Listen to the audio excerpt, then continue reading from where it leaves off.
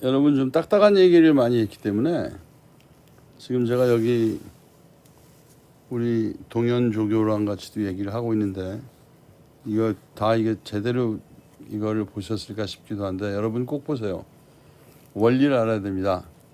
원리를 아는 것은 습관입니다. 습관을 들여야지 앞으로 자신이 생기고 알 수 있고, 또 한 가지 여러분 문과과 관계없어요. 문과과 관계없이 이 정도 기본으로 접근하면 이해하고 알 수 있습니다. 여기에 나와 있는 수식들은 전부 다 길게 말 쓰지 않고 간단히 쓰려니까 한 거지, 이게 무슨 뭐 저 굉장히 원리적으로 복잡한 그런 게 아니니까 그렇게 해서 좀 여러분들이 봐주시고, 그래도 이해가 잘 안 가면 나중에 과외팀 만들어서 한 2타임만 돌립시다. 그래서 완전히 이해하고 나가는 걸로 하고, 끝판에 여러분 들어주시던 말던 관계는 없지만 잠깐 언급도 한 적이 있는 것 같은데, 요즘에 회자되고 있는 거 하나 잠깐 설명하고 이거를 마무리 짓도록 하죠. 제가 말씀을 드리려는 건 요즘에 엄청나게 불고 있는 바로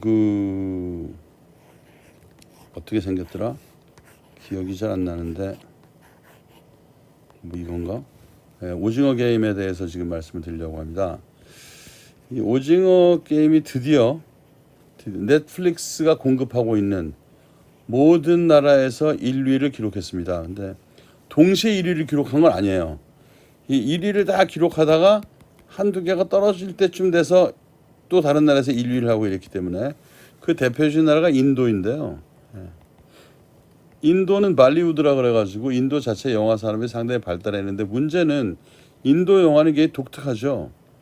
그러니까 인도는 영화를 받아들일 때 현실로도 받아야 된다. 걔들의 그 영화 중에서 현실적인 영화 좋은 거 되게 많아요. 또 신화적인 영화도 많이 있습니다. 대표적인 바후발리 같은 거는 뭐 굉장히 신화적인 거를 아름답게 그린 영화인데, 단지 영화라는 것은 걔네들은 어떤 즐거움을 주는 걸로 받아들인 경우가 많습니다. 영화를 통해서 인생을 되돌아보고 그 속에서 고민을 늘려나가는 것이 아니라 우리가 아름다운 동화를 읽듯이, 그래서 영화에 감흥하다 보니까 이 인도 영화는 영화하고 우리가 말하는 쇼 또는 뮤지컬 뭐 이런 개념들이 있잖아요. 그래서 멀쩡하게 영화 스토리가 진행되다 도중에 막 갑자기 거기 나오는 주인공들이 주변 사람들이랑 같이 막 댄스를 추고 꽃잎을 날리고 번쩍거리고 이런 게 나옵니다. 그래서 처음에 오징어 게임이 인도에서만 2위를 달리고 있을 때 많은 사람들이 농담 삼아서 오징어 게임에 갑자기 게임하다 말고 도중에 사람들이 춤추는 장면을 넣었으면 인도에서도 바로 1등하는 건데 그런 장면이 없어 그런 게 아니냐 하는 것을 농담 삼아서 이야기를 하곤 했었습니다. 자, 그러면 우리가 한번 좀 생각해 볼 때 왜 오징어 게임의 열풍일까요? 지금 뭐 정말 난리가 났거든요. 그런데 이거 난리 나기 힘들어요. 이 정도 난리 나기가. 거의 전 세계에서 대통령 선거를 해서 오징어 게임이 대통령에 당선됐다가 말해야 될 정도고, 아무리 인기가 많아도 모든 나라에서 동시에 이렇게 인기가 많기 힘들거든요. 그리고 지금 중국은 공식적으로 넷플릭스 공급을 안 한다고 하지만 중국에서 이미 시청자가 약 8억 명에 이른 것으로 통계를 잡고 있습니다. 그런데 제가 보는 이 오징어 게임의 이 승리의 요인이 무엇인가라고 하면, 이거 지금부터는 제가 뭐 영화 전문가가 아니니까 아주 무책임하게 추론해 볼 수밖에 없는데요. 첫 번째는 이거는 그 작품의 작품성이 있다고 저는 생각을 합니다. 여러 가지 요소가 있는데 이 작품성이 왜 성공을 했냐면, 이건 굉장히 엄청난 비유인데요. 극단적인 대비를 하고 있는 거죠. 우린 모두 인생을 힘들게 삽니다. 또 낙오될까 봐 굉장히 불안해하고 살고 있고, 결국은 낙오된 사람들이 있고 그들에겐 희망이 전혀 없는 그런 그 세상이 눈앞에 버티고 있습니다. 그럴 때 그럼 우리가 왜 그런 세상을 맞이했느냐 하면 게임에서 졌기 때문이죠. 그러면 우리가 지금 게임에서 지는 거는 대통령 선거에서 져서 뭐 그럴 수도 있고, 국회의원 선거 나갔다 패가 망신할 수도 있고, 엄청난 고도의 기술 개발하다 결국은 실패할 수도 있고, 수많은 게임들이 있습니다만 결국 과연 실패의 원인이 그런 것들일까요? 아마도 이 실패의 원인은 치열한 생존 경쟁 과정에서 나오는 수많은 것들, 실력도 있고 뒤통수 맞기도 하고 사기치기도 하고 또는 뭐 여자로 태어났기 때문에 체력에 한계가 있을 수도 있고 남자로 태어났지만 또 성질이 이상해서 방방 뜨다가 사소한 실수로 갈 수도 있고 그들의 앞에 있는 게임들이라는 건 사실은 어려서 어린 아이들이나 하는 구슬치기일 수도 있고 오징어 게임일 수도 있고 줄다리기일 수도 있지만 그 굉장히 유치한 또는 어린 애들이 하는 그런 게임이 만약에 이 게임 하다가 졌을 때 우리가 너 죽었다 이런 얘기 하잖아요. 그게 진짜로 죽는 거라면 이거는 게임은 아무리 유치해도 게임의 양상은 지금의 세상과 똑같아진다는 거죠.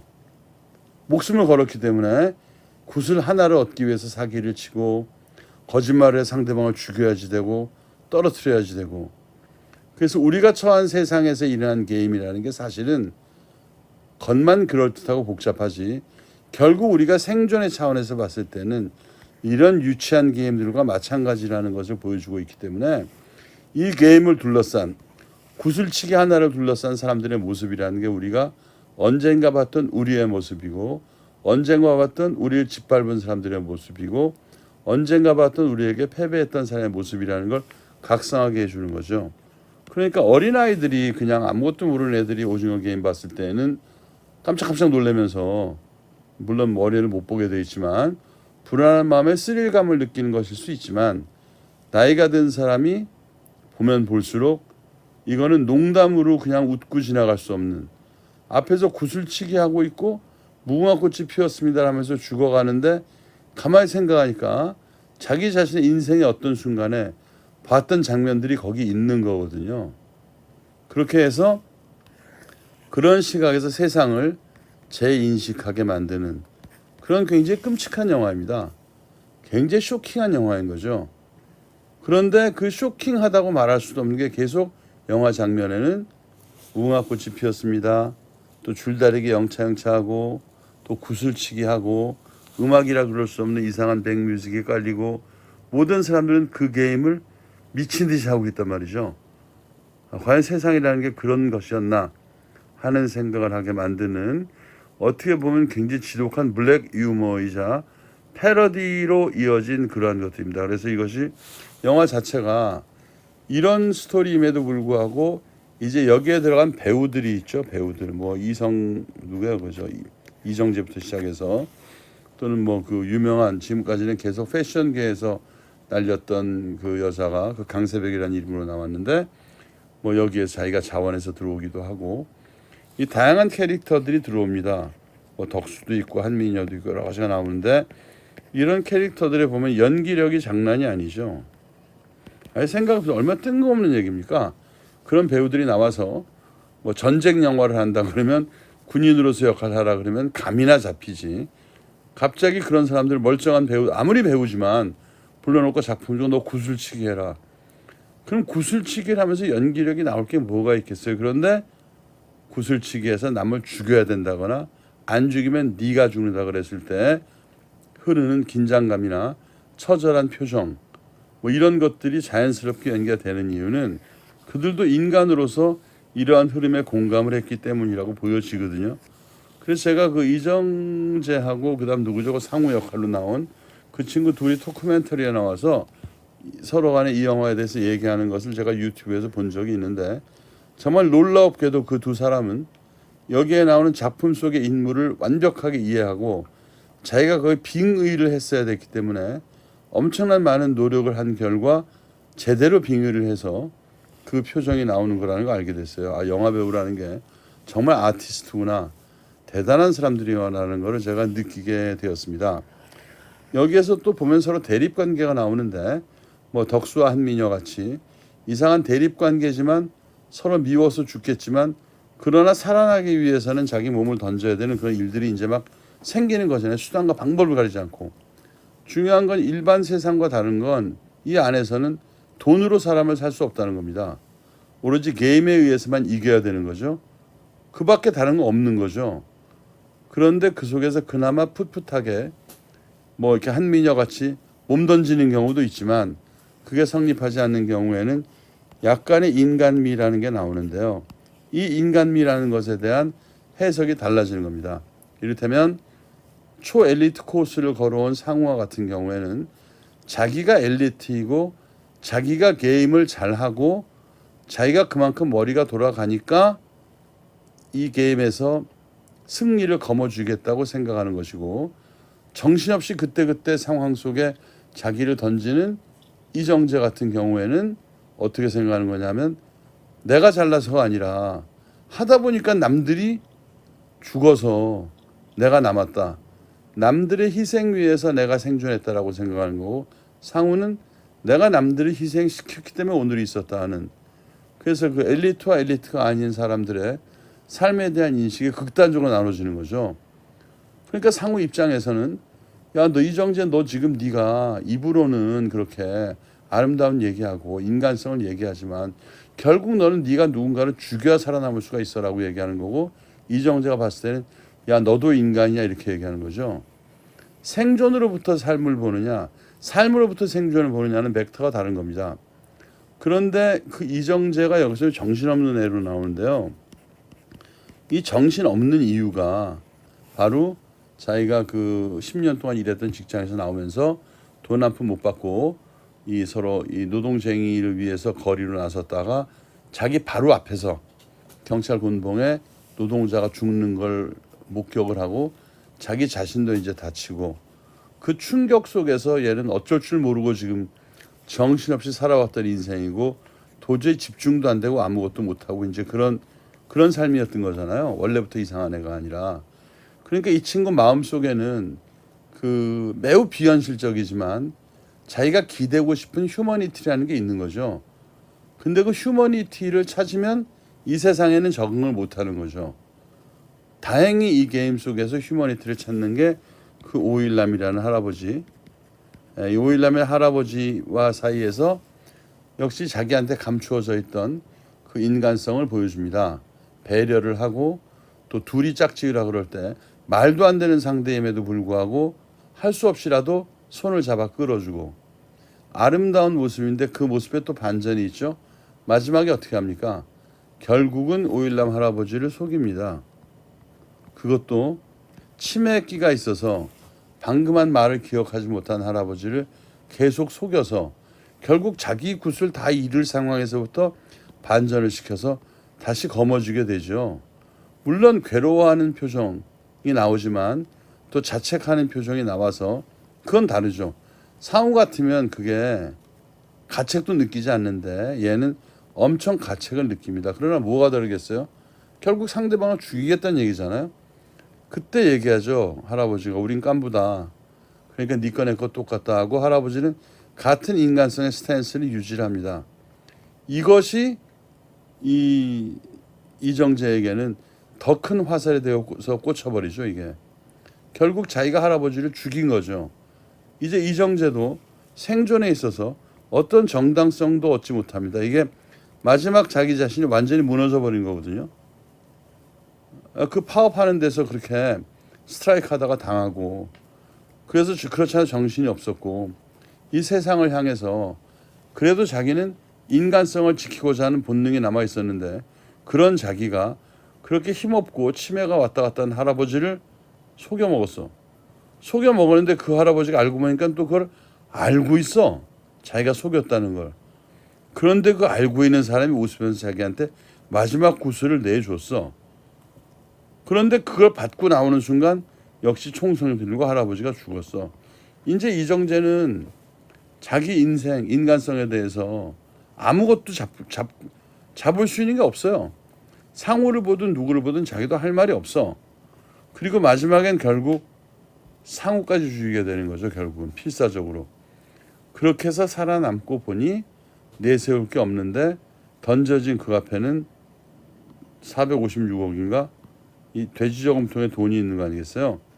그 돼지 저금통을 실제로 만들어서 달아매는데 그게 한 500kg 모형만 해서 500kg가 나가서 되게 어려웠다는 후일담이 있는데, 무대 세트도 굉장히 잘 만들었고, 그래서 이 456억을 그나마 한 푼도 쓰지 않은 이유는, 상우 같으면 바로 빚 갚고 보트 하나 사고 플로리다나 이런 데가 살았을 텐데, 얘의 경우에는 자기 자신이 완전히 붕괴되고 이제 그 어디다가도 자기를 주장할 수 있는 바가 없었기 때문에 과거와 같은 나락이 아니라 완전한 나락으로 떨어져서 거리에 거지가 돼서 돌아다니죠.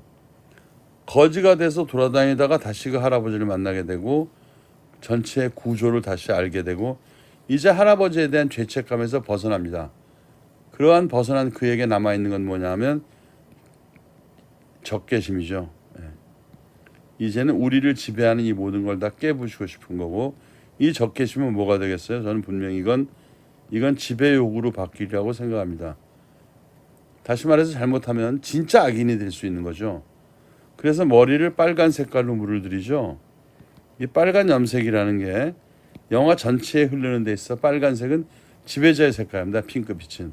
그리고 파란색은 노예들의 색깔이죠. 게임을 하는 글라디에이터 검투사들의 색깔이란 말이죠. 그래서 빨간색 머리를 하고 다시 돌아가는 모습에서 이 탄이 기대되는 거 아닌가 저는 뭐 그렇게 생각을 했었고요. 여기서 이제 또 다른 각도에서 이걸 보면 저는 이 어떤 등식을 발견하냐면 권력 이퀄 신. 신은 판정을 하는 사람이다. 뭐 이렇게 제가 판단했습니다. 무슨 말이냐면 우리가 부처님께 기원하고 교회에 가서 기도하는 것은 왜 기도를 하게 됩니까? 그거는 뭐 누가 뭐라고 말할 필요도 없이 자기를 구원해 달라는 거죠. 우리가 신에 대해서는 여러 가지 개념이 있는데 철학자 아리스토텔레스가 말하는 신이라는 것은 그냥 법칙의 원점입니다. 모든 현상의 법칙을 만들어 놓고 그것만 제공하는 거예요. 착하다고 이렇게 구해주는 신이 아니에요. 야밤에 습격해서 죽이든 말든 그건 알 바 아니고 게임이 시작했을 때 게임의 룰만 지키면 되는 거죠. 게임의 룰만 지키면 된다고 생각하는 신인데 이게 아리스토텔레스의 신이고 우리가 종교에서 믿는 많은 신들 알라든 크라이스트든 부처든 뭐 얼마나 많습니까? 여러 가지 신들이 뭐 이 수많은 신들은 다 뭐냐면 이거는 그게 아니라 우리의 마음을 읽어주고 착한 사람을 도와주고 우리를 구원해주는 그런 구원의 신이거든요. 그럼 과연 구원의 신은 존재할 것인가? 이건 종교적인 얘기이기 때문에 세계관에 대한 이야기이기 때문에 각자 결정하면 돼요. 마음의 결정을 하면. 마음의 결정했을 때 그걸 우리가 뭐라 그래요? 그분이 왔다 그러고 심령을 받았다. 심령이 아니라 성령을 받았다는 얘기 하잖아요. 그죠? 예. 저는 그걸 부정하는 건 아닌데 여기에서 말하는 이 오징어계에서 말하는 신이라는 것은 바로 좀 아리스토텔레스적인 신입니다. 사실상 신은 룰을 만들어 놓고 이걸 바라보고만 있을 뿐이다. 게임의 공정성만 따진다. 어떻게 해서 이기든 게임 안에서 이기면 이긴 거다. 그러니까 세상에는 정의란 무엇인가 따질 수 없으며 오로지 승리와 패배가 있을 뿐이다. 세상은 게임장이다. 그리고 신은 이것만 관리한다. 따라서 게임의 공정성을 해치는 것에 대해서는 과감히 작살낸다. 작살내서 패배하는 것들은 전부 다 환경에 적응하지 못하고 종이 사라져버린 진화론적인 개념에서의 소멸을 뜻하는 거고 생존을 하면 그 삶이 의미가 있든 없든 모기나 바퀴같이 1억 년 이상 버틴단 말이죠. 그렇게 해서 이 게임장을 관리하는 그 신의 영역 그리고 인간의 역할을 이와 같은 모형을 통해서 말하려고 그랬던 게 아닌가라는 생각도 좀 해보는 거거든요. 그럴 때 만약에 여기에 있는 사람들한테 너희가 이 안에 있을 필요 없어. 밖에 나와도 개인 파산 신고하고 회생 절차 밟고 밥 먹고 사랑을 느끼면 그래도 뭔가 살아나갈 방법이 있다 하는 거를 부단히 누군가 얘기해서 이들을 데리고 밖으로 나온다면 그게 뭐가 돼요? 엑소더스가 되는 거죠. 뭐.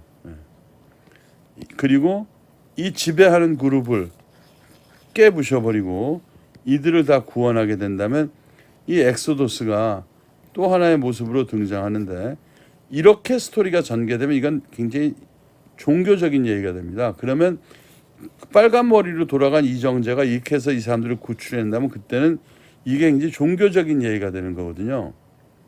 그런 게 어디 있습니까? 바로 매트릭스라는 거 있었죠. 이 키아누 립스 나오는 매트릭스가 결국에는 종교적인 바탕을 가지고 있는 겁니다. 자기네를 지배하고 있는 온라인 구조로부터 구원을 위해서 끊임없이 싸우는, 그리고 거기에 노예가 되는 사람들한테 지금 여러분 눈앞에 있는 것 매트릭스, 이건 전부 다 사이버그 버추얼 리얼리티고 여러분의 생명은 전부 다 빨대 꼽혀가지고 있는 거잖아요. 그러니까 매트릭스인데 이건 서양의 세계관이죠. 그러나 우리나라에서 나온 바로 오징어 게임은 이걸 다 우습게 보고 이걸 다 밟아버리고 그저 리얼하게 현실의 구도와 이 신으로 구성된 세계관을 얘기하고 있는 것이죠. 저는 이런 제 생각이 지나치지 않다고 생각하는 게, 그 감독이 남한산성을 감독한 굉장히 디테일에 강한 감독인데 역시 나와서 미술 감독부터 다 같이 이야기하는 것을 제가 유튜브를 쭉 보고 있으니까 제가 생각하고 상상했던 것보다도 엄청난 디테일과 또 깊이 있는 생각을 가지고 이걸 만들었구나 라는 것을 생각을 하게 되었습니다. 여러분들이 대하시는 오징어 게임이 어떤지 모르겠지만 단순한 이것이 총소리가 빵빵 나서 사람이 죽고 죽을 때까지 뛰어가야 되는, 그래서 이 토끼몰이에 당한 토끼의 그런 모습을 보면서 단지 긴장감, 스릴감, 또 잔인함을 보게 되는 즐거움을 즐겼다면 그거는 일본 애들이 그동안 주권 만들어 왔던 배틀 로얄 시리즈와 같은, 또 그리고 아마도 게임 중에 GTA와 같은 그런 일방적인 얘기들인 거고요. 오징어 게임은 그것과는 달리 이 속에 세상의 구조와 철학을 집어넣어서 하나하나의 인간형들을 묘사해서 우리가 각자의 인생을 돌아보게 만드는 그런 엄청난 힘을 가지고 있기 때문에 다 똑같은 상황에 처해 있는 전 세계 어느 누가 이걸 보더라도 그것은 자기의 이야기이고 자기 동네의 이야기이지 자기가 바라는 세상의 이야기는 절대로 아닌 그러한 충격과 애잔함을 남기는 스토리가 이 오징어 게임의 힘이 아니었나, 뭐 이렇게 생각하는 것입니다. 그래서 여러분께서도 이거 패스트 포워드 하면서 팡팡 점프해서 보지 말고 따박따박 정주행이라고 얘기하는데, 저는 이거 제가 생각할 때 하루에 1.5편 이상은 금지. 벌써 2편, 3편 올라가면 자세한 것들을 못 보게 되거든요. 다시 한번 쭉 보시면서 그 엄청난 디테일, 또 무대 세트의 그 센스, 이런 것들을 한번 즐겨보면 어떨까 하는 생각을 해서 오늘 마지막은 잘 가다 3,000포로 빠진다 그러는데 오징어 게임으로 정리할까 합니다. 여러분 수고하셨습니다.